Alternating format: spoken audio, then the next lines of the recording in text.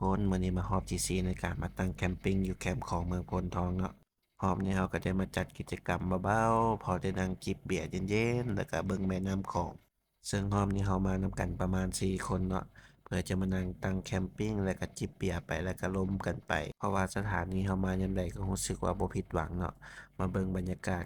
แคมป์ของนี่มันรู้สึกว่างามที่สุดเลยและก็มีความสบายใจที่สุดเลย เป็นการที่เฮ็ดเวียกเมื่อยๆแล้วก็มาพักผ่อนยามแลงเนาะ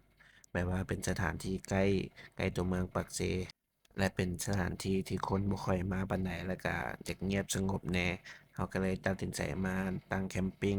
เพื่อชมวิวบรรยากาศแล้วก็ร่วมกันแล้วก็กินจุ่มไปตามภาษาเรานี่แหละง่ายๆซึ่งใครอยากมาตั้งแคมปิงก็สามารถมาได้เด้อเพราะว่าบรรยากาศอยู่นี่ถือว่าดีหลายเหมาะกับการมาตั้งแคมปิงน้อยๆแล้วก็นั่งร่มกันชิลๆ รอบนี้ก็เป็นรอบสุดท้ายของปีละเดี๋ยวปีหน้าเขาจะมาตั้งใหม่